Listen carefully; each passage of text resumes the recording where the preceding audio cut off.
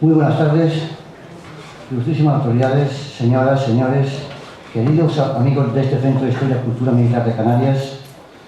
Ante todo, agradezco su asistencia a este interesante ciclo de conferencias sobre la contribución española a la independencia de Estados Unidos, incluido en las actividades de la Cátedra General Gutiérrez, codirigida por la Universidad de La Laguna y este centro, que pretende rendir un homenaje a los españoles, sobre todo canarios, que emigraron a aquellas lejanas tierras en el siglo XVIII, que aún hoy día mantienen nuestras tradiciones y cultura, y que participaron de una manera importantísima en la independencia de Estados Unidos.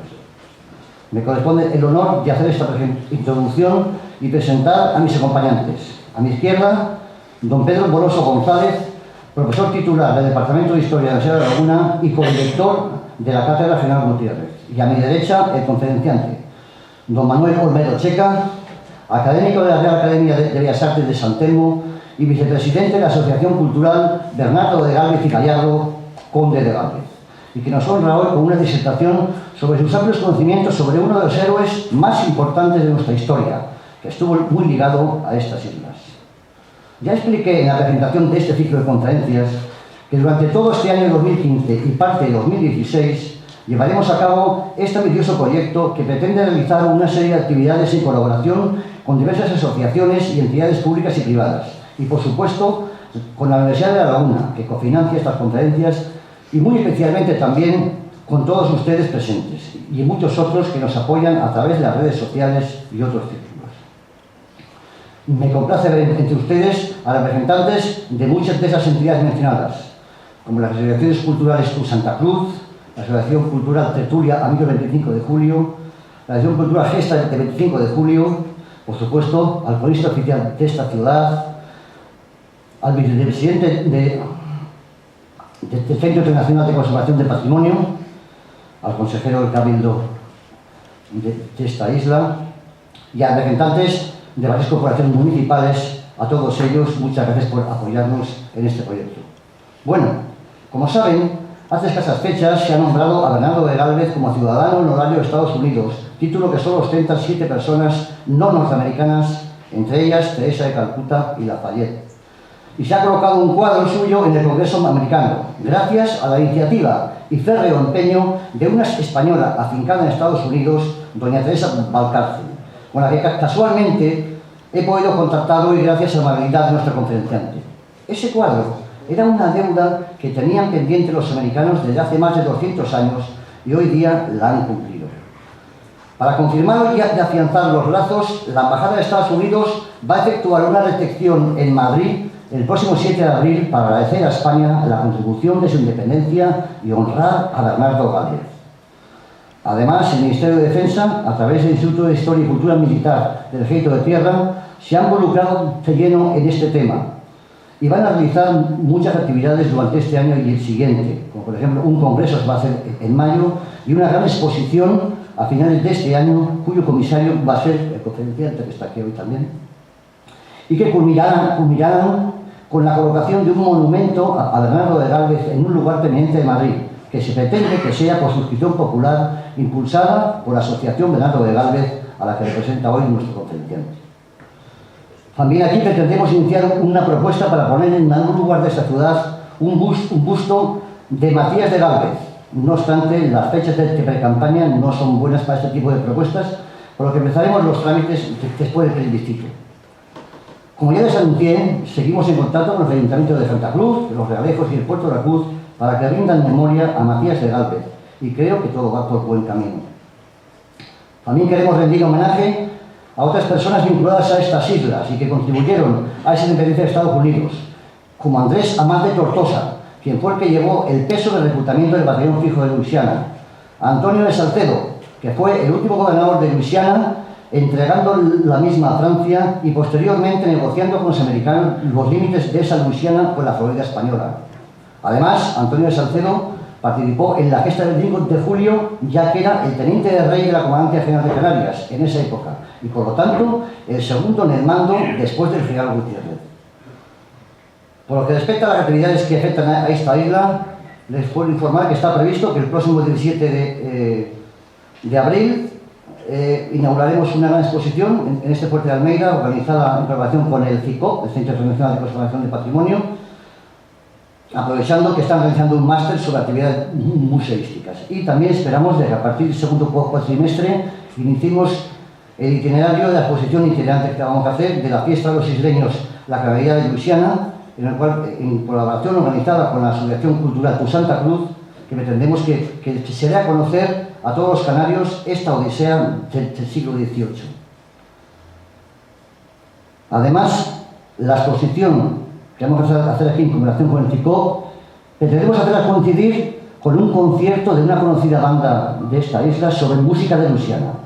Les recuerdo que el isleño Alcide Núñez, de Ancestros Laguneros, fue un pionero del jazz en Nueva Orleans y fundador de una banda que fue la que acuñó por primera vez el término jazz y que efectuó la primera grabación de un disco de jazz en 1917, que se convirtió en un éxito de su tiempo, del que se vendieron más de 1 millón de copias. Pero yendo al tema que nos ocupa hoy, y después de las magníficas conferencias realizadas en este ciclo por don Carlos Polo Soriano y don Manuel Hernández González, pretendemos afianzarnos en el tema y para ello hoy nuestro ilustre conferenciante don Manuel Olmedo Checa tratará sobre el tema Bernardo de Gálvez, un héroe compartido. Y no quiero quitar más tiempo a la interesante conferencia y por ello cedo la palabra a don Pedro Bonoso González, que presentará al conferenciante. Muchas gracias.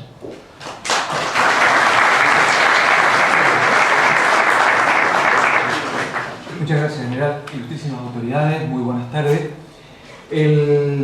La Cátedra General Gutiérrez estimó conveniente, en el momento de elaborar este proyecto que fue presentado al Vicerrectorado de Universidad Sociedad para que fuese valorado, estimamos que convenientemente, puesto que ha sido aceptado, y no dudamos en ningún momento en incluir a Manuel Olmedo Checa. ¿Por qué? Primero, por todos los méritos que en función de sus publicaciones habíamos visto que le adornaban, pero el presentar hoy aquí a Manuel Olmedo Checa, pues me resulta difícil, no porque el personaje sea impresentable, sino por todo lo que hay que decir respecto al mismo. ¿Quién es Manuel Olmedo Checa? Manuel Olmedo Checa es un malagueño, es ingeniero técnico industrial, durante 40 años fue funcionario municipal en la Gerencia de Urbanismo de Málaga, ha escrito unos 30 libros, incluso muchos más artículos, investigador nato. Según él, llegó a la ciencia por su curiosidad, pues desde niño le daba por desarmar pequeñas cositas y al final dice que le sobraban piezas. Eso al menos es lo que recoge la prensa en una entrevista que le han hecho. Difícil ciencia ha escogido él para tratar de que le cuadren todas las piezas como es la historia. Bueno, pero al menos lo ha intentado. Su vocación por la historia queda perfectamente reflejada en la prolongación de su línea de investigación preferente, que es la historia de Málaga, de sus personajes y de su infraestructura. Fruto de esas investigaciones destacan un trabajo sobre José María de Sancha, en segundo lugar, monumentos históricos del municipio Flavio Malacitano, historia del transporte público urbano en Málaga, documentos para la historia de la Guerra de la Independencia en la Serranía de Ronda, Manuel Rodríguez de Berlanga, Plastihistoria de Málaga, los túneles de la Alcazaba, Málaga a finales del siglo XVIII, en coautoría con Francisco Cabrera, Miscelánea Documentos Históricos Malacitanos, El Puerto de Málaga, también con Francisco Cabrera, Bernardo de Gálvez y su tiempo, editado por el Colegio Oficial de Peritos y Ingenieros Técnicos Industriales de Málaga, Historia de Málaga durante la Revolución Santa que agita España desde marzo de 1808, Bernardo de Gálvez In Memoriam, editado por la Real Academia de Bellas Artes de San Telmo, el primer libro malagueño de cocina, Memoria Histórica que presenta a la Real Junta de Obras un vecino interesado. Bueno, podríamos seguir con una relación más amplia, pero sí quiero sintetizar que al menos, y según su parecer, entre las satisfacciones que le ha brindado la investigación histórica está el haber podido conocer y difundir importantes y singulares facetas de la historia malacitana, y además se plantean todo su quehacer como deseo científico y además a modo permanente que la ciencia conduzca a la paz y al bienestar de la humanidad. Yo creo que nada más que valorando este deseo, la presencia del señor Olmedo esta tarde estaría más que justificada. Pero es que es además numerario de la Real Academia de Bellas Artes de San Telmo de Málaga, miembro del número de la Academia Malagueña de la Ciencia, académico de la Real Academia de la Historia, director de la revista Péndulo, miembro del Foro para el Estudio de la Historia Militar de España, vicepresidente de la Asociación Bernardo de Galvez, premio de investigación cartográfica de Andalucía. Ha participado además como técnico en proyectos singulares como el saneamiento integral del río Guadalmedina, Parque Penilvanos, Túnel de la Alcazaba o Funicular de Gibraltar.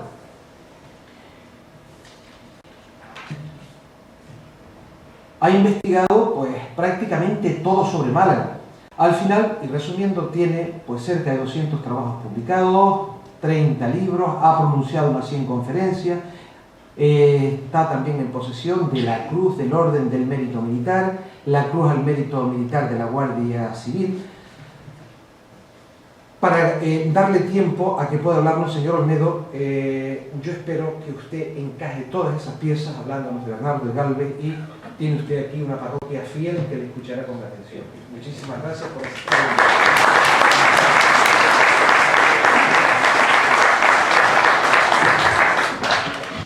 Con la venia, mi general, autoridades, querida familia Cólogan Morales, señoras y señores.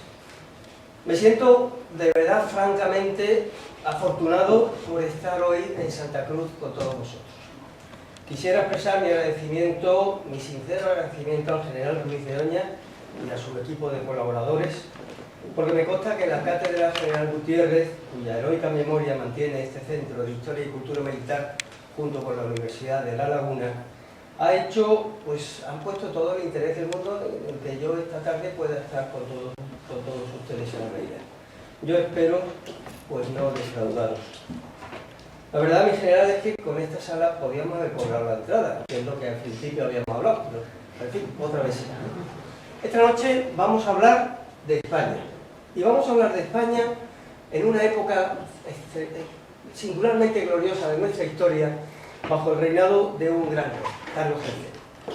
Fue una época gloriosa en la que valencianos y castellanos, murcianos, catalanes, andaluces, navarros, aragoneses, vascos y también, por supuesto, canarios, es decir, de todos los lugares de nuestra patria común, escribieron unas extraordinarias páginas de nuestra historia.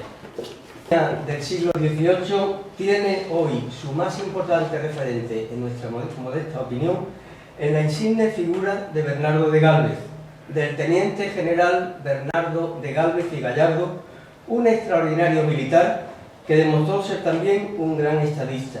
A conocer y divulgar su egregia biografía hemos dedicado bastantes años de nuestra vida. Estas palabras son muy significativas. Las dejó escritas un gran amigo nuestro, Erich Bergman, y dicen: la ayuda española a la independencia norteamericana fue vital para el éxito, no solo por los recursos logísticos que aportó o que permitió que los americanos recibieran, sino también por sus acciones militares y navales. Este auxilio hizo posible el nacimiento de la extraordinaria nación en la que los Estados Unidos llegó a convertirse. Para que podamos apreciar muy gráficamente lo que es España en el continente norte de América, pues hemos tenido la paciencia de poder dibujar el perímetro de la península en el Golfo de México, y vemos que sobra bastante. Esto da una magnífica idea de la presencia española en la parte norte del continente americano. Pues bien, Bernardo de Galvez y Gallardo nació en un pueblecito muy pequeño llamado Macharavillaya, de nombre musulmán, como ya saben. Está a unos 25 kilómetros de la capital y procedía de una familia que se ganaba la vida cuidando cabras y cultivando las viñas. Es decir, una familia muy modesta. Pero buscando documentos sobre don Bernardo de Galvez, tuvimos hace 4 o 5 años la suerte de localizar este, que se conserva aquí en la Real Sociedad Económica de Amigos del País. Y es una carta que firma el conde de Galvez y dice: muy señores míos, entre las muchas satisfacciones que he recibido en esta isla con motivo de haber arribado a ellas voluntariamente y sin otro objeto que el de ver un país donde pasé mis primeros años, gracias a este documento pudimos conocer que Bernardo de Galvez estuvo aquí, en esta isla, desde los 9-10 años hasta los 16. Ninguna, prosigue la carta, ha sido más agradable que la visita que ayer merecí a vuestras señorías. Y está firmada en Santa Cruz, en noviembre 12 de 1784. Iba de paso entre la península y América para ser allí, posteriormente, uno de los cargos más importantes que se podían ser en la España de la época. Sus primeras armas, en cuanto salió muy jovencito de Tenerife, fue en la toma de Almeida, cuyo nombre coincide con el fuerte en el que ahora estamos. Él se alistó, era cadete, casi con toda seguridad, y se alistó en un regimiento francés, el Real Cántabro, que había venido a colaborar con las fuerzas españolas en la campaña de Portugal, que fue, bueno, una guerra chiquita, como algunas veces se ha denominado a alguna guerra, aunque ninguna de las guerras sea chiquita, evidentemente, ¿no? Este es un informe de aquel regimiento francés, y Bernardo de Galvez pasó 7 años en Francia. Fíjense lo que es la Francia del último tercio del siglo XVIII. Es la Francia de la Ilustración, del siglo de las luces. Y eso fue lo que Bernardo de Galvez bebió en aquellos 7 años que pasó en Francia, concretamente en el sur. De allí fue destinado a las provincias internas, que eran un amplísimo territorio situado en el mayor dominio español de América, que era el virreinato de la Nueva España. Y allí fue porque lo llamó su tío, José de Galvez, que por entonces ejercía en este virreinato las labores de visitador, es decir, una especie de inspector general con plenos poderes. Era José de Galvez, que llegaría a ser marqués de Sonora por merced del rey Carlos III. Pues bien, fíjense lo que pasó en aquel momento. Muy señor mío, de mi mayor estimación, en este reino se halla don Bernardo de Galvez, único sobrino del visitador general, que inclinado a seguir la carrera de las armas me ha pedido le dé destino donde pueda acreditar la utilidad que manifiesta en su espíritu y crianza. Segundo documento. Atendiendo a este mérito, a los muchos de su tío y a la recomendación de su persona, al de llevar consigo 2 hombres armados a su costa para que le asistan en la expedición contra los apaches, le he destinado a Chihuahua en calidad de capitán voluntario para que acompañe a don Lope de Cuéllar, que debe mandarla y que va a emprenderse por la Nueva Vizcaya. Espero que esta disposición merezca la aprobación de vuestra excelencia y me hará el honor de solicitar la de su majestad con la patente de capitán agregado. Y esto lo firma el marqués de Croix el 5 de marzo del 69. Pero aquí es que había ocurrido un episodio anterior, y es que Bernardo de Galvez, como es sobrino del visitador, pues resulta que le han dado el empleo de capitán, posponiendo a un teniente que tenía 9 años de antigüedad.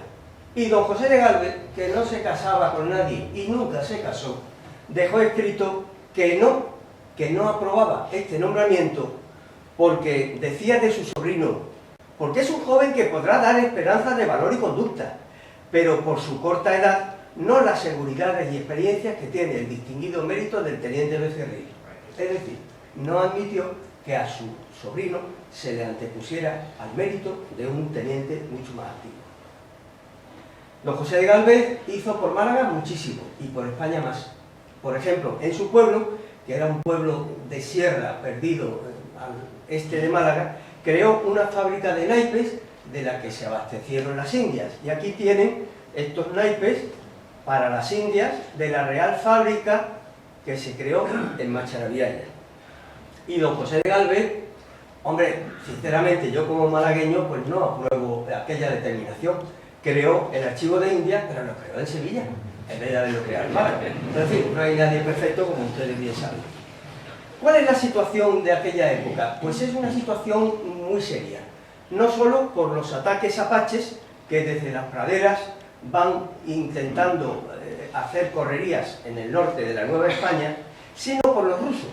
Los rusos estaban buscando ampliar sus dominios y no solo ampliar sus dominios, iban también buscando la plata de la Nueva España. Por tanto, cruzar el estrecho de Bering, bajar por Alaska y tomar California era un objetivo del imperio de los zares. ¿Y qué hizo don José de Gálvez? Pues muy sencillo. Organizó la conquista, evangelización y colonización de California, con lo cual hoy Silicon Valley es norteamericano y no es ruso, lo cual no está mal, ¿verdad? Pues bien, don Bernardo de Gálvez, como ya antes ha quedado expuesto, es destinado a lo que se llamaban entonces las provincias internas. Eran una especie de terreno escasamente poblado por tribus de los indios autóctonos de la zona norte de México, y allí había que defenderlo de los ataques de los feroces apaches. Él fue destinado, como antes hemos visto, con su, digamos, cuartel general en Chihuahua, que es una ciudad mexicana famosa por aquellos perritos que todos conocemos, muy chiquitines, ¿verdad? Y allí, pues, en esta capital de las provincias internas, era desde donde se mandaban los presidios, que no eran como hoy se conocen unos establecimientos penitenciarios, sino unos pequeños fuertes, unas fortificaciones, con una dotación de soldados que eran los presidiales, también llamados soldados de cuera.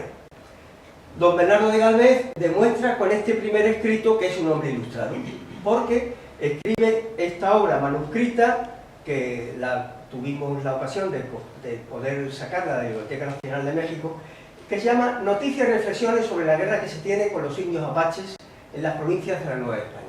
Es un tratado extraordinariamente importante de lo que es la táctica que había que emplear para defender las provincias internas, pero también de lo que era aquella etnia, que era una etnia extraordinariamente singular. Todos nosotros, estoy seguro que conocemos los apaches por las películas de Convoy de los indios, de América, americanos, ¿verdad? Hay un dicho muy sencillo, dos que están hablando, y dice, he visto un apache, y dice, si lo has visto no es un apache. Eso se explica perfectamente en este documento de Bernardo de Gálvez. Aquí tenemos uno de los diarios que él escribió, diario que se forma de los acaecimientos que han ocurrido en la campaña que hizo don Bernardo de Gálvez y Gallardo, capitán del regimiento de la Corona, una vez que ya ascendió y pudo mandar una compañía. Está fechado en febrero de 1771. Los apaches eran un pueblo indómito, salvaje. Hay una anécdota curiosísima. Cuando ya México se ha independizado, en los años 1840, de Ciudad de México envían un mensaje a Chihuahua y le preguntan poco más o menos, ¿ustedes quieren una monarquía o quieren una república? Y Chihuahua contesta, nos da igual, lo que queremos es que nos quiten ustedes los apaches de encima. Eso era 70 años después de Bernardo de Gálvez. Pues bien, estos son los soldados de cuera. Eran unas unidades compuestas en su mayoría por mexicanos de pura raza, de pura cepa, y se llamaban soldados de cuera porque llevaban esta especie de chaleco blindado que estaba formado por 6, 7, 8 capas de piel de venado muy curtidas y muy bien cosidas. Aparte de eso, pues llevaban una lanza, una escopeta, pistola, una adarga, una especie de escudo, ¿no? Y así se combatía a los apaches. Hay una serie de cosas curiosísimas. Por ejemplo, cada soldado de cuera, cuando salía a campaña, llevaba 6 caballos, porque siempre tenía que haber uno que estuviese totalmente fresco para poder iniciar la persecución de los apaches. Y aparte llevaban una mula con la comida, la munición, etcétera, etcétera. Y si quieren ver estas escuelas, vayan a India, al archivo de India, y allí tienen un ejemplar de ellas.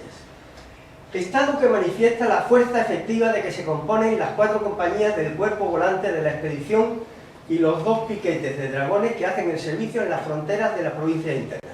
La unidad era un batallón volante, y aquí es difícil de verlo, pero en fin, se componía de 4 compañías y unos piquetes, y aquí van relacionados capitanes, primeros tenientes, segundos tenientes, sargentos, alféreces, etcétera, etcétera.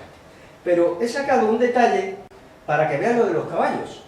Fíjense que aquí dice total de plazas 125 soldados por compañía, ¿no? Total de caballos 675, total de mulas 112. Imagínense lo que era una unidad tipo compañía avanzando por el desierto con 125 hombres, soldados de cuera, más unos 200, 300 indios auxiliares, de forma que lo que se veía es lo que todos nosotros hemos visto en las películas del oeste. Una polvareda inmensa, porque eran aproximadamente 2.000 caballos y mulas cabalgando por el desierto, muchas veces de noche, y haciendo marchas de 100 kilómetros al día. Llega una de esas marchas y ocurre lo que Bernardo de Gálvez nos dejó escrito. Llega un momento en que su unidad está agotada, han agotado los víveres, están en el borde del río Pecos, que también desolará, y Bernardo de Gálvez le dirige estas palabras a sus hombres: compañeros míos, llegó el día de hacer el último esfuerzo. Para dar al mundo una prueba de nuestra constancia habéis sufrido fríos, hielos y hambre. Ignoro los días o meses que tardaremos en encontrar a nuestros enemigos. No podemos volver a Chihuahua con el sonrojo de haber gastado tiempo y dinero sin conseguir encontrarlos y vencerlos. Iré solo. Recuerden esta frase. Iré solo, si nadie me acompaña, pero cumpliré por todos o pagaré con mi vida el pan que he comido del rey. Y con esa arenga, todos sus soldados se adhirieron a él, cruzaron el río Pecos, al día siguiente encontraron a la ranchería Apache y los vencieron, y volvieron victoriosos. Y ahora damos un salto. Bernardo de Gálvez, con su tío, regresa de la Nueva España y es destinado a la Academia de Oficiales que se ha creado en Ávila. Y allí tenemos un testimonio excepcional. Es un ilustre sevillano, Francisco de Saavedra. Llegó a ser presidente del Consejo de Ministros de España en el año 1909, cuando la invasión francesa. Pues bien, en sus memorias, en su diario, Saavedra dejó escrito: el 10 de abril de 1775 partí de Ávila en compañía de don Bernardo de Gálvez, capitán del regimiento de Sevilla, con quien sin habernos casi tratado tenía yo una gran simpatía, la cual, como suele suceder, hallé que era recíproca, es decir, empatía.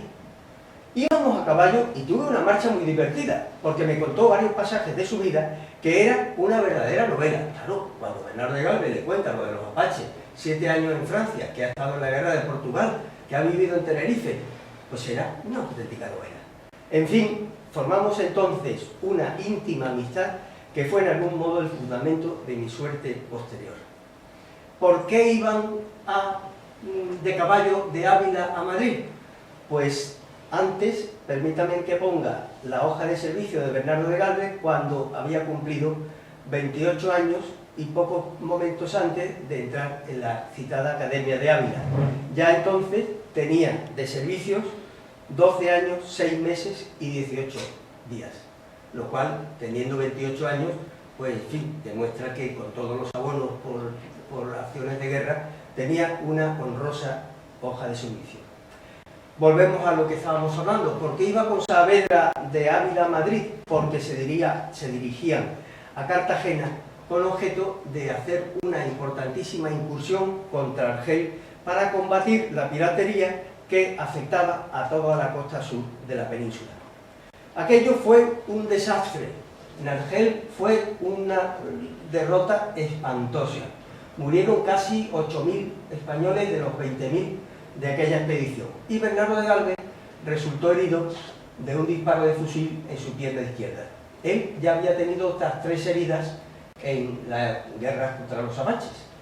Entonces vuelve a encontrarse con Francisco de Saavedra, que deja escrito: a pocos días de estar en el puerto de Santa María llegó mi amigo don Bernardo de Gálvez, el cual se mantuvo algún tiempo en cama, acabándose de curar una pierna herida en Argel y descuidada.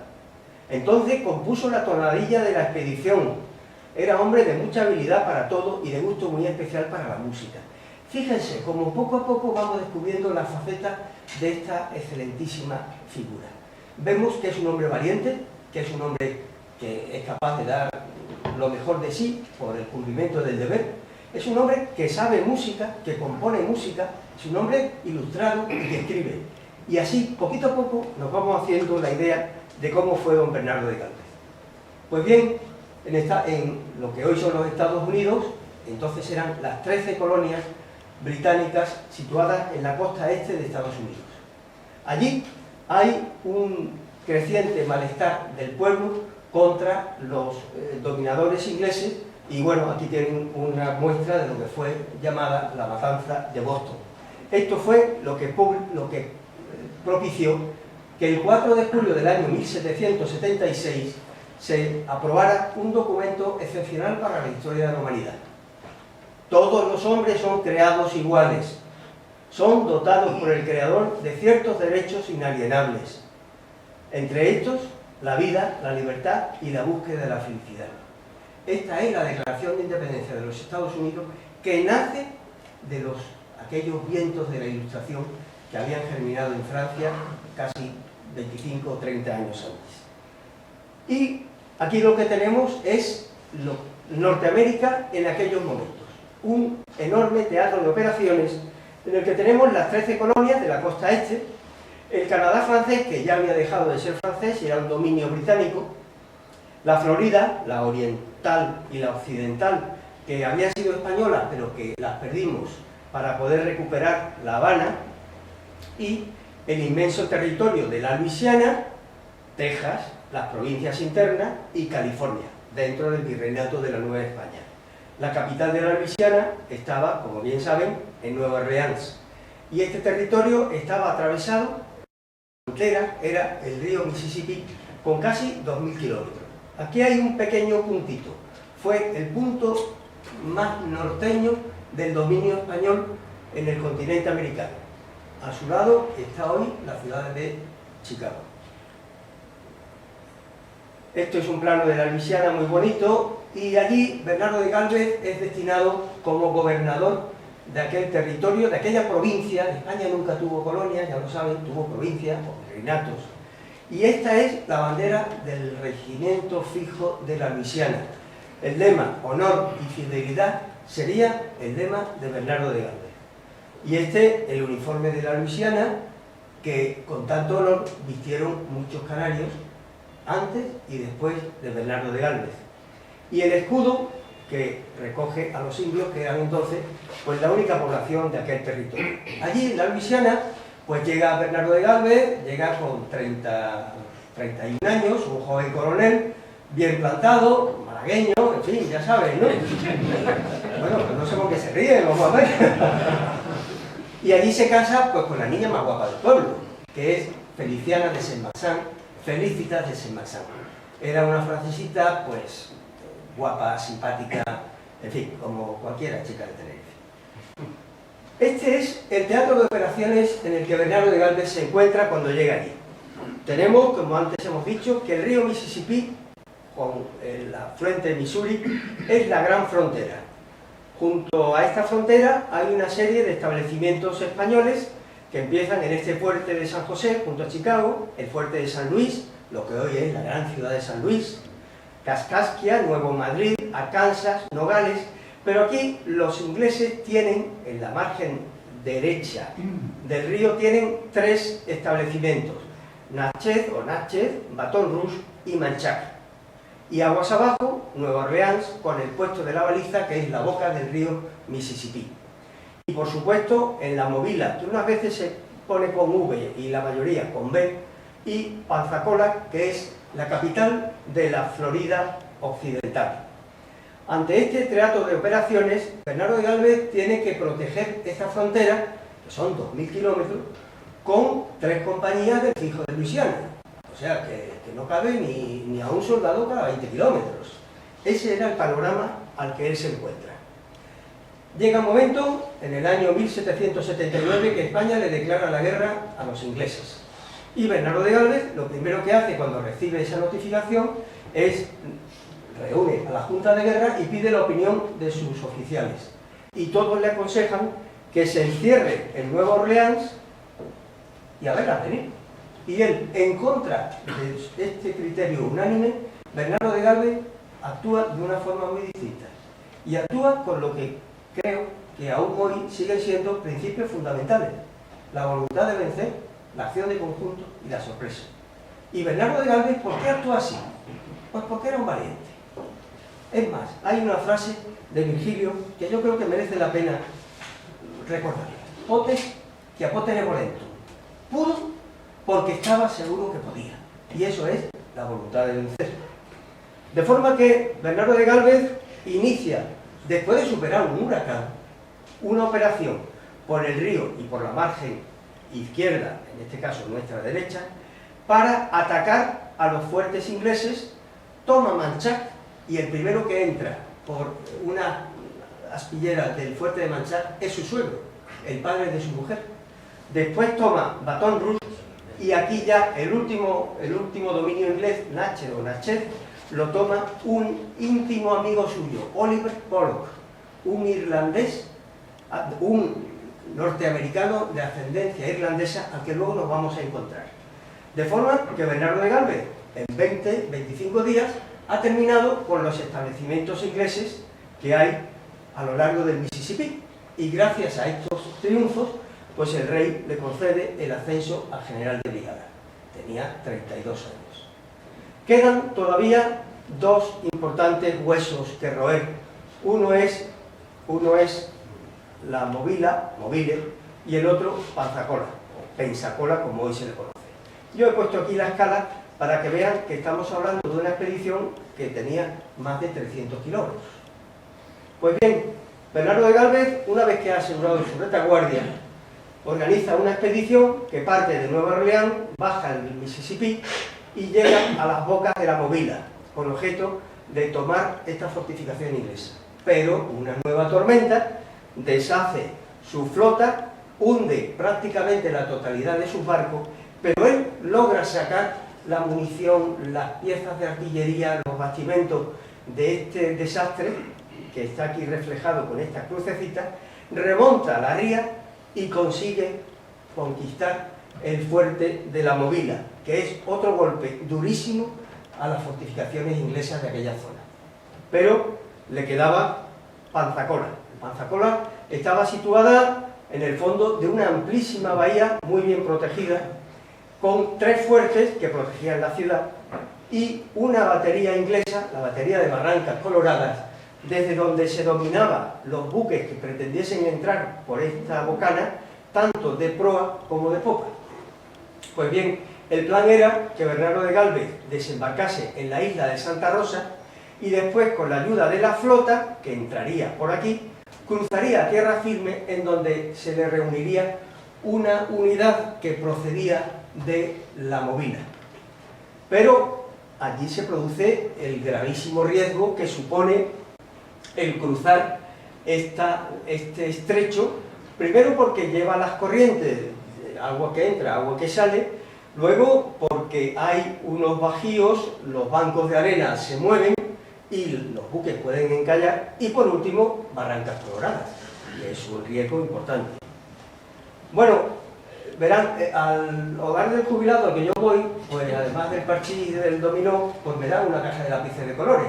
Y yo creo que con esto nos enteramos muy bien. En aquella época, el alcance máximo de la artillería, y en general, por favor, no quiero meter la pata, era, digamos que el máximo unos 500 metros. El alcance efectivo era pues unos 250 metros. Luego, Bernardo de Gálvez estaba muy bien preparado, y esto lo sabía. Con lo cual, el cruzar los buques por el estrecho que hemos hablado antes, el estrecho tenía 2.200 metros. Él hace sondar este espacio de cruce y ve que hay un canal que permite que pasen los fuertes. Sobre todo porque las piezas, para poder alcanzar a 2 kilómetros, no pueden tirar en tiro tenso, digamos, tiro recto, ¿no? Tienen que tirar pues algo así como si fuera un mortero por elevación, con lo cual el riesgo existía, pero entraba el factor suerte. Y Bernardo de Gálvez llega un momento en el que, como la flota se niega a entrar por estas circunstancias, y porque yo creo que el comandante que la mandaba no estaba adecuadamente preparado, Bernardo de Gálvez le envía con un oficial este mensaje: esta bala de A32 que le envío es de las que reparte el fuerte de la entrada. El que tenga honor y valor que me siga. Yo voy por delante con el Galveston para quitarle el miedo. Ustedes no pueden imaginarse lo que era la boca de aquel capitán de la flota española. Vamos a dejar pasar porque hay señoras delante. Bernardo de Gálvez, a bordo del bergantín Galveston, que fue un regalo que le hicieron los patriotas norteamericanos, mandó izar su bandera corneta de jefe de las fuerzas del ejército español e inició la travesía, y los ingleses de Barrancas Coloradas le dispararon 27 cañonazos, pero no le dio ninguno en algún punto vital de su buque. Le hizo algunos pequeños desperfectos, pero cruzó. De aquello fue un testigo excepcional Francisco de Saavedra, que dejó escrito: Gálvez tiene entusiasmado a este público y mucho más al ejército. A la verdad, se halló en grande aprieto cuando por una parte los marinos repugnaban forzar el puerto y por otra recelaba a cada instante de que un sudeste dispersase su convoy desabrigado y pusiese desgraciado fin a las esperanzas del rey. Su resolución en este momento fue propia de un Alejandro. Creo que este episodio no requiere más comentarios, sino el que nos propicia este escudo que el cabo Primero Llago ha tenido el buen detalle de colocarnos aquí, y en el que podemos ver con un detalle el Galveston, el bergantín. Bernardo de Gálvez se movió mucho más en bergantín que a caballo, en el que aparece en la toldilla con la espada en la mano, su bandera corneta y el mote que su majestad el rey le concedió para su escudo nobiliario como conde de Gálvez, yo solo, que es el mote que la asociación Bernardo de Gálvez adoptó cuando fue creada el año 2008. Bueno, y ustedes me dirán, ¿qué pinta esta estatua aquí? Pues muy sencillo, Bernardo de Gálvez tuvo muchas manos derechas, entre ellas dos especiales. Una fue el coronel Girón y la otra fue el coronel Espeleta. Andando los años, una nieta del coronel Espeleta casó con un nieto del coronel Girón y nació Francisco Javier Girón y Espeleta, duque de la Ahumada, fundador del cuerpo benemérito de la Guardia Civil. Esos eran los hombres de Bernardo de Gálvez. Y aquí tienen su magnífico retrato que intento y creo haber conseguido que siempre que tengo el honor de hablar de Bernardo de Gálvez, por supuesto, estoy al lado suya porque nos está ayudando muchísimo. Este retrato, gracias a don Carlos Cóloga, gracias a don Juan Cuyen, pues pudimos determinar su autoría. Lo pintó el pintor de cámara del rey Carlos III, que se llamaba Mariano Salvador Maella. Lo pintó en el año 1784. Y Bernardo de Gálvez lleva en su mano izquierda una carta. ¿Qué dice esa carta? Guatemala, 30 de junio de 1780. Querido hijo Bernardo, la felicidad de tus conquistas se la debes a Dios y tus adelantamientos al rey. Sé pues agradecido a ambas majestades para contar con la bendición de tu amante padre, Matías de Gálvez. Y llega el momento de hablar de don Matías de Gálvez, al menos, por lo menos para poner las cosas en su sitio. Por desgracia, España y México en algunos niveles no se han llevado bien. Y aquí tienen una muestra. Este es un retrato que dicen que es Matías de Gálvez, pero fíjense la cara que tiene el individuo. Pero no es el único, porque aquí tienen otra versión del individuo. Estos dos retratos son falsos y muestran una cierta animadversión hacia lo español por parte de algunos mexicanos. Don Matías de Gálvez fue otro héroe. Él, su trayectoria en Tenerife fue excepcionalmente buena y por fortuna se ha recuperado y se va a seguir recuperando. A él le tocó bailar con otra también muy fea. Si Bernardo tuvo una muy fea en la Luisiana, a don Matías le tocó bailar en una selva tropical, en donde aquí tienen lo que son 500 kilómetros y en donde ganó las batallas contra los ingleses que habían ocupado este territorio. Los ingleses pretendían, aparte de aprovechar el paro de tinte de esta zona, que hoy son Guatemala, Nicaragua, Honduras, etcétera, etcétera, pretendían cortar los dominios españoles de forma que divide y vencerás. Y gracias a don Matías de Gálvez, aquello no lo consiguieron. Y este fue el verdadero Matías de Gálvez, cuyo retrato, por fortuna, se conserva en el Museo de América, en Madrid. Es un hombre con un rostro severo pero sereno, un señor. Fíjense lo que hay aquí. correspondencia, documentos, pero ahí hay 3 tomos que los tenemos aquí. O sea, fue un general, un militar, que siempre tuvo muy clara lo que fue el cumplimiento de las reales ordenanzas promulgadas por su majestad el rey Carlos III en el año 1768. En estas ordenanzas se decía, por ejemplo, el oficial cuyo propio honor y espíritu no le estimulen a obrar siempre bien, vale muy poco para el servicio. Y Matías de Galvez y Bernardo de Galvez fueron 2 ejemplos de aquellas sabias ordenanzas del rey Carlos III. Y aquí tenemos un busto de don Matías de Galvez que se conserva en su pueblo, en Bacharavillaya. Yo creo que todos ustedes conocen a don Carlos Cólogan, y si no lo conocen, pues esta noche es el buen momento, porque están ustedes conociendo a un gran investigador canario que por sus méritos y por su pasión, pues mereció que la Asociación Bernardo de Galvez le concediera el premio Bernardo de Galvez en su 4ª edición. Y aquí pues es un gusto, una gran satisfacción tenerlo con nosotros. Don Matías de Galvez, después de su gran éxito en la campaña de Centroamérica, es destinado a México, a la Ciudad de México, porque es nombrado por el rey, virrey de la Nueva España. Por desgracia, su mandato duraría apenas año y medio. Era ya un hombre un poco mayor para aquella época, estaba muy, como decimos en Málaga, muy trabajado, y por eso el nombrado para sucederle pues fue su hijo Bernardo de Galvez, que en ese ínterin había sido nombrado capitán general de Cuba, aparte de capitán general de las Misiones de la Florida. Cuando llega Bernardo de Galvez a México, aquello es un jubileo, porque llega un gran héroe cuyas hazañas le habían precedido, y por eso este manuscrito se redacta en aclamación de las proezas y honores políticos y militares de don Bernardo de Galvez.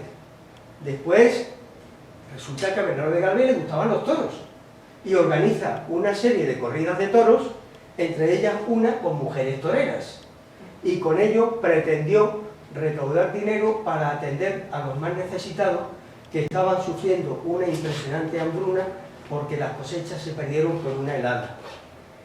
Y Bernardo de Galvez escribe esta carta a Saavedra, y la escribe en México el 3 de agosto de 1786. Y le dice: yo espero volver a ser padre dentro de pocos meses, porque mi mujer ha engordado mucho de la barriga. La barriga mía ha andado de mala data en el mes anterior, en que un maldito ataque de diarrea me trajo al retortero por algunos días. En ellos padecí bastante, pero ya disipada la borrasca voy ganando el terreno perdido. Y es que hay otro aspecto que hemos tenido la enorme fortuna de poder averiguar. Don Bernardo de Galvez fue un enfermo crónico desde el año 1777, en que llegó el año que llegó a Nueva Orleans. Fue bebiendo agua del río, contrajo una enfermedad que la produce un parásito intestinal, una enfermedad que hoy se cura con una sola pastilla. Él la padeció desde el año 77 al 86, que murió de esta enfermedad. Y a pesar de ser un enfermo crónico, pudo hacer todo lo que estamos viendo y lo que nos queda por ver todavía. La carta continúa diciendo: nos lisonjean con una cosecha de grano tan abundante como se necesita para remedio de la miseria padecida por la falta de la del año pasado. Él llegó a poner la herencia que le dejó su padre para comprar grano para repartirlo a los pobres de México. Mi mujer, termina la carta, renueva a vuestra merced sus afectuosas expresiones, y yo lo aseguro de la constante estimación de su verdadero servidor y amigo, y ya manuscrito por él, que siempre piensa en vuestra merced y no le olvidará su amistad, el conde de Galvez. Lamentablemente la enfermedad pues fue cada vez más. El 20 de agosto, él cumplía años, el día 23 de julio. El 20 de agosto no se pudo celebrar en Palacio, a pesar de que hubo música en celebración de su cumpleaños. Estaba ya muy enfermo. De forma que, lamentablemente, el 30 de noviembre del año 1786 falleció serenamente en el pueblecito de Tacubaya. Saavedra nuevamente dijo en su diario: era el conde de Gálvez hombre de mucho entendimiento y de gran corazón, que en los grandes apuros adquiría una fuerza de alma y una presencia de espíritu como sobrenatural. En él perdió la nación un excelente general. Cuando Bernardo de Gálvez muere un padre. Lo había recibido como un héroe, pero muere como un hombre extraordinariamente querido por todos. Llegaron a publicarse casi 20 libros demostrando el dolor que la gente sintió con su fallecimiento. Aquí tienen algunos de ellos, Lamentos Americanos. Y bueno, este es un documento curiosísimo, tuve también la enorme fortuna de localizarlo. Cuando Bernardo de Gálvez muere, pues aquí figuran los cañonazos que se tiraron cuando falleció el excelentísimo señor virrey. Desde el 30 de noviembre, cada día, tantos cañonazos. Es un documento pues bastante curioso. Él muere en Tacubaya, un pequeño pueblecito a donde lo llevaron para intentar que se pudiera mejorar. Cuando él muere, lo evisceran, le sacan sus entrañas y su corazón y lo depositaron en la cripta del altar mayor de la Catedral de México. Y pocos días después su cuerpo recibió sepultura aquí. Llegó a México desde Tacubaya, vestido con su uniforme de teniente general, escoltado por 100 hachas de luz y por su guardia de alabarderos. Y a los 3 meses fue depositado su cadáver en el sepulcro que se le hizo en la iglesia de San Fernando de los padres franciscanos. De aquí salió Fray Junípero Serra, por orden de don José de Gálvez, para la evangelización y colonización de California. En el año 2004-2005, pues pudimos ver que en la iglesia de San Fernando había 3 lápidas. Esta es la de don Matías de Gálvez, donde se enterró. Y estas son 2 lápidas colocadas por 2 instituciones norteamericanas, los hijos de la Revolución Americana y los granaderos y damas de Gálvez. Pero no había ninguna de España. Aquí tienen estas lápidas en recuerdo de Bernardo de Gálvez. Y esto provocó un artículo que escribimos un compañero, Francisco Cabrera y yo, porque el testamento de Bernardo de Gálvez decía: apuntes que doy a don Ramón de Posada para que con arreglo a ellos extienda mi testamento. Estaba tan enfermo que no pudo él escribir su testamento. Que se me entierre en San Fernando frente de mi padre. Pues bien, allí no había el más mínimo testimonio de España.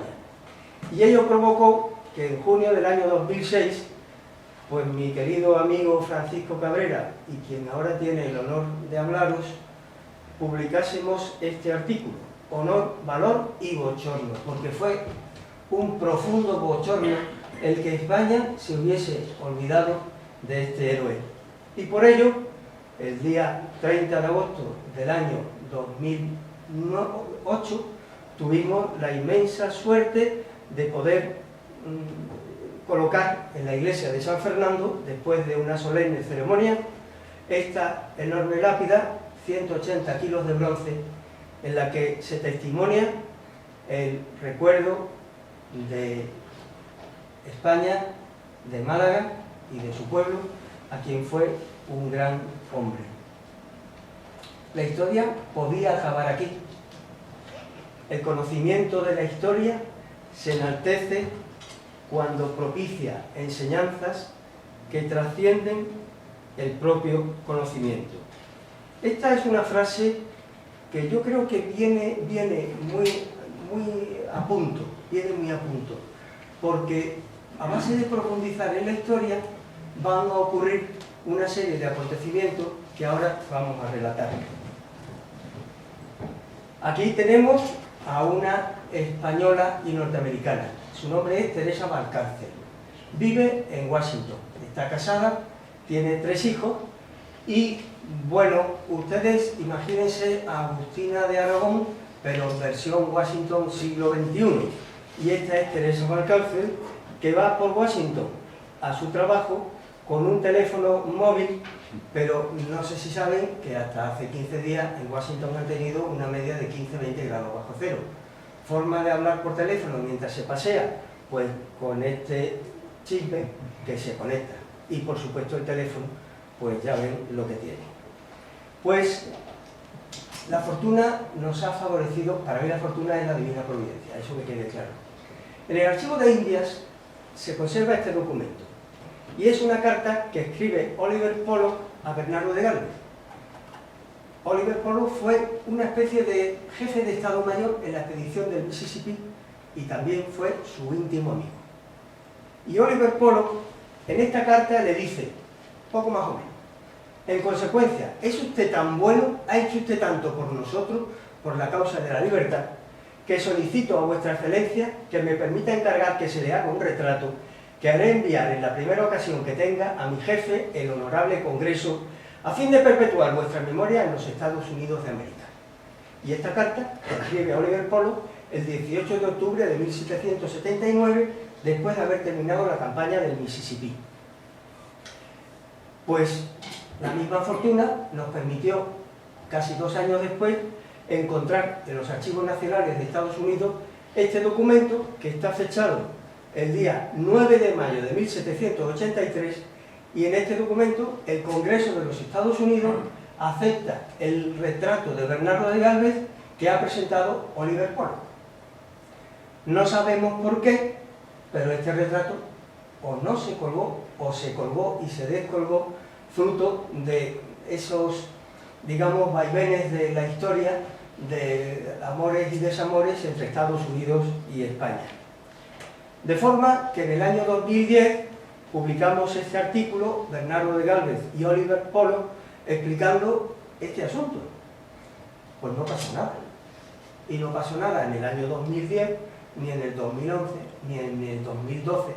Pero en el 2013 tuvimos también nuevamente la fortuna de localizar un entremés escrito precisamente por don Bernardo de Galvez y Gallardo en 1766, cuando tenía 20 añitos, lo cual vuelve a reforzar nuestra afirmación de que era un hombre ilustrado. Tuvimos esta inmensa suerte y en Málaga este entremés se estrenó, y esta noticia fue publicada de forma que el entremés lo descubrí en Madrid, viene a Málaga, hay una señora que es de Málaga, que vive en Ferrol, se lo comunica a su niña que vive en Washington, que es Teresa Valcárcel, y Teresa Valcárcel me envía un mensaje por correo electrónico, me localiza y me dice, mis padres son de Málaga, yo vivo en Washington, si es verdad esto del cuadro, ¿qué puedo hacer yo? Acuérdense de aquella famosa frase del presidente Kennedy, no os preguntéis qué puede hacer Estados Unidos por vosotros, preguntaos más bien qué puede hacer vosotros por Estados Unidos. Y eso es lo que hizo Teresa. Y Teresa, que es como un tornado, pero a lo bestia, pues empezó a moverse. Y tras 20 meses, pues Teresa consiguió pues meterse en el bolsillo al líder de la mayoría demócrata del Congreso, al senador Menéndez, se metió también en el bolsillo, perdón, aquí hay un inciso, entre tanto Teresa estaba metiéndose en el bolsillo a los americanos, pues en Málaga, la Diputación de Málaga se portó muy bien porque donó la primera estatua de Bernardo de Galvez que se erige en España a su pueblo, a Macharabiaya. En Estados Unidos hay 7. Y esta estatua fue la que se inauguró en Málaga en el mes de abril del pasado año, mientras que Teresa hacía todas las gestiones posibles para que el retrato pudiera colgarse en el Capitolio de los Estados Unidos. Y así ocurrió, gracias a Dios, el día 9 de diciembre, en el que Teresa recibió del senador Menéndez, que tienen aquí, las tijeras para colgar simbólicamente el retrato en el Capitolio. Aquí tienen una foto que es pues muy ilustrativa. Las dos banderas, la de Estados Unidos y la de España, el senador Menéndez y Teresa Valcárcel en una entrevista de la CBS, y el retrato que la Asociación Bernardo de Galvez regaló al pueblo de los Estados Unidos, colgado en la sala del Comité de Relaciones Exteriores del Senado, junto al retrato del presidente y general Dwight Eisenhower. Y aquí otra sorpresa más, y es que en Málaga se produce un vino, no es como los de Tenerife, válgame Dios, y Teresa le está regalando una botella al senador Benente. Este vino se llama Yo Solo y lleva en su etiqueta las banderas de España y de los Estados Unidos. Y aquí tenemos el premio Bernardo de Gálvez, esta estatua de bronce, que en este caso es la que don Carlos Cologan ostenta con todo merecimiento, y esto es el día en el que en Málaga, el pasado mes de noviembre, un día muy como los de aquí, muy lluvioso, ¿verdad? Pues tuvimos la fortuna de entregarle este reconocimiento, que se lo entregó nuestro presidente, que no se lo van a creer, se llama Gálvez y es de Pacharvillaya. Por lo cual, mejor presidente, evidentemente, no puede haber. Bernardo de Gálvez, un héroe compartido, pero también un héroe recuperado. Esta ha sido nuestra labor y ya con esto estoy acabando. Mi general no se podrá quejar de mí, ¿verdad? Un héroe compartido y recuperado que hemos intentado con toda la pasión del mundo trabajar para ello, en mi caso unos cuantos años más, desde la Asociación Bernardo de Gálvez, desde el año 2008. Nuestro emblema, que es el que yo hoy me honro en llevar, lleva la bandera nacional de nuestra patria, con el mote Yo Solo, en recuerdo de Bernardo de Gálvez, flanqueada por la bandera de México y la bandera de Estados Unidos, porque Bernardo de Gálvez es un héroe compartido entre tres naciones. Por hoy me queda una frase y antes de ella quiero señalarles que en nuestra página web, la www.yosolo.org, en ella intentamos con nuestros escasos medios llenarla de contenido con nuestra labor apasionada y por supuesto desinteresada, movidos únicamente por nuestro deseo de recuperar a un gran héroe de España, de México y de Estados Unidos. Y para terminar, quiero recordar unas palabras de un coronel de infantería. Murió el año 1782 en el sitio de Gibraltar. Yo me precio de ser alférez de infantería. Decía don José Cadalso, dejó escrito en sus cartas marruecas: la fama póstuma de nada sirve al muerto, pero puede servir a los vivos con el estímulo del ejemplo que deja el que ha fallecido. Tal vez este es el motivo del aplauso que logra. En este supuesto, ninguna fama póstuma es apreciable, sino la que deja el hombre de bien. Albergamos la convicción de que con la tarea que apasionadamente hemos llevado a cabo, puede considerarse definitivamente cumplido el deber que voluntariamente asumimos un pequeño grupo de malagueños: rescatar del olvido la insigne figura del teniente general Bernardo de Gálvez. Muchas gracias.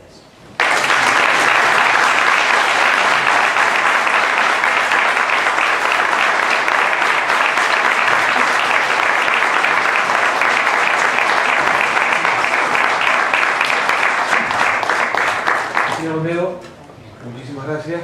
Termino la presentación del principio, creo que estaba más que justificado la invitación al señor Olmedo. Si alguien quiere hacer alguna pregunta, algún comentario, abrimos un turno de palabra. Cuando Bernardo de Gálvez se encuentra nuevamente en Madrid en 1783,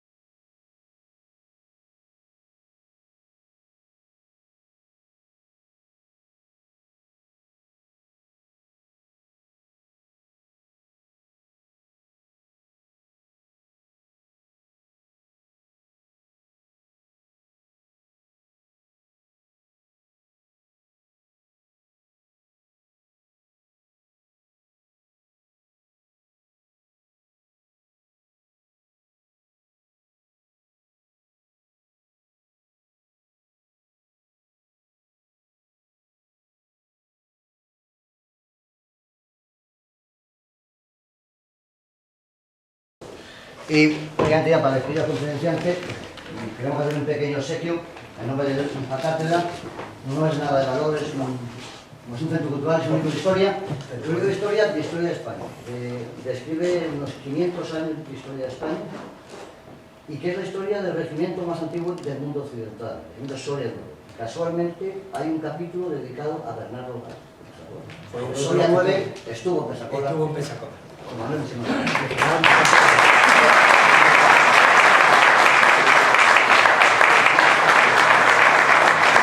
Ya que quiera, haremos un brindis en